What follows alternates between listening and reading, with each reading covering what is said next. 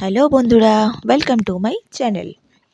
আজকের ভিডিওটি অষ্টম শ্রেণীর পথের পাঁচালী বইটির বিভূতিভূষণ বন্দ্যোপাধ্যায়ের লেখা পথের পাঁচালী বইটির অধ্যায় 15 থেকে কিছু শর্ট প্রশ্ন তোমাদের জন্য। সেই শর্ট প্রশ্নগুলো পরীক্ষার জন্যই অত্যন্ত গুরুত্বপূর্ণ, তাই বলছি ভিডিওটি স্কিপ না করে প্রথম থেকে শেষ পর্যন্ত মনোযোগ সহকারে দেখে নিও। এবং যদি কোনো অসুবিধা থেকে থাকে, কোনো কিছু বুঝতে কোথাও অসুবিধা থেকে থাকে, অবশ্যই কমেন্টে আমাকে জানিয়ে দিও। এবং যদি ভিডিওটি তোমাদের ভালো লেগে থাকে তবে অবশ্যই লাইক করে দিও। আর একবার বলছি, যদি আমার সমস্ত ভিডিওগুলো তোমাদের ভালো লেগে থাকে তবে অবশ্যই চ্যানেলটিতে সাবস্ক্রাইব করে দিও। শুরু করছি অষ্টম শ্রেণীর পথের পাঁচালীর বইটির 15 অধ্যায় থেকে শর্ট প্রশ্ন।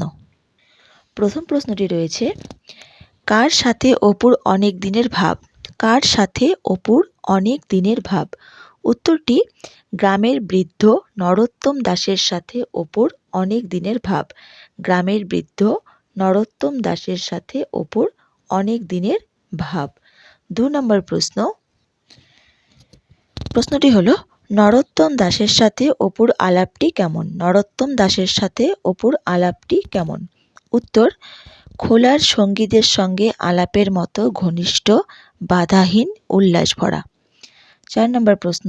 কোথায় আসিলে অপুর সকল সংকোচ লজ্জা ঘুচিয়া যায়? কোথায় আসিলে অপুর সকল সংকোচ লজ্জা ঘুচিয়া যায়? উত্তর বৃদ্ধ নরোত্তম দাসের কাছে আসিলে। পরের প্রশ্ন। 5 নম্বর প্রশ্নটি রয়েছে, অপু বৃদ্ধর কাছে কোন বইখানার ছবি দেখতে চাইল? অপু বৃদ্ধর কাছে কোন বইখানার ছবি দেখতে চাইল? উত্তর প্রেম ভক্তি চন্দ্রিকা। প্রেম ভক্তি চন্দ্রিকা। 6 নম্বর প্রশ্ন। নরোত্তম দাসের উঠান হইতে অপু কি কুড়িয়া আনে? নরোত্তম দাসের উঠান হইতে অপু কি কুড়িয়া আনে? উত্তর একরাশি মুচকুন্দ চাপা ফুল। একরাশি মুচকুন্দ চাপা ফুল। 7 নম্বর প্রশ্ন। বৃদ্ধ নরোত্তম দাস কি প্রকৃতির ছিলেন? বৃদ্ধ নরোত্তম দাস কি প্রকৃতির ছিলেন?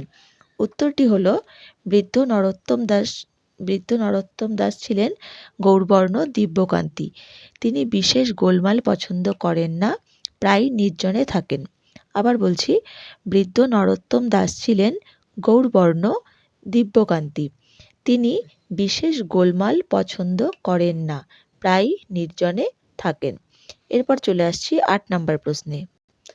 8 নম্বর প্রশ্নটি হলো, বৃদ্ধ নরোত্তম দাসের সাথে অপুর কিভাবে ভাব হলো? বৃদ্ধ নরোত্তম দাসের সাথে অপুর কিভাবে ভাব হলো? উত্তর অপুর বাল্যকাল হইতেই হরিহর ছেলেকে সঙ্গে করিয়া মাঝে মাঝে নরোত্তম দাসের কাছে লইয়া যাইত। সেই থেকেই তাদের দুজনের মধ্যে খুব ভাব হলো। 9 নম্বর প্রশ্ন। নরোত্তম দাস সন্ধ্যার পর কোথায় গিয়ে বসতেন?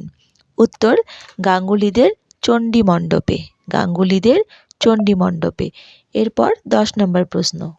10 নম্বর প্রশ্নটি রয়েছে, কারা অপুকে জ্যাঠা ছেলে বলে? কারা অপুকে জ্যাঠা ছেলে বলে? উত্তর প্রবীণ লোকেরা।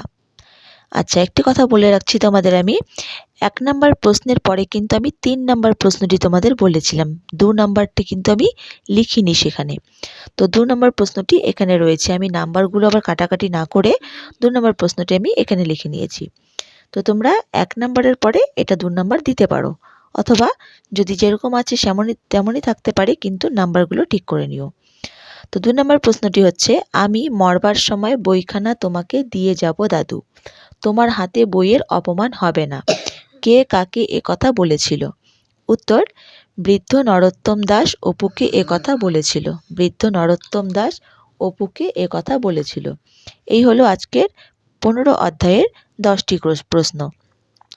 সেই প্রশ্নের উত্তরগুলো তোমরা ভালো করে পড়ে নিও, স্পেলিংগুলো ভালো করে দেখে নিও, এবং যদি আমার হ্যান্ডরাইটিং বুঝতে, হাতের লেখা বুঝতে তোমাদের কোনো অসুবিধে হয়ে থাকে তবে অবশ্যই কমেন্টে আমাকে জানিয়ে দিও। Thank you so much. অপেক্ষায় থাকবো তোমাদের দ্বিতীয় ভিডিওটি দেওয়ার জন্য। পরের ভিডিওটি তোমাদের কাছে পৌঁছে দেওয়ার অপেক্ষায় থাকবো। তো চোখ রাখো আমার চ্যানেলটিতে, এবং চ্যানেলটিতে অবশ্যই সাবস্ক্রাইব করে দিও, তবে পরবর্তী ভিডিওটিগুলি তোমরা নোটিফিকেশনে পেয়ে যাবে। Thank you so much.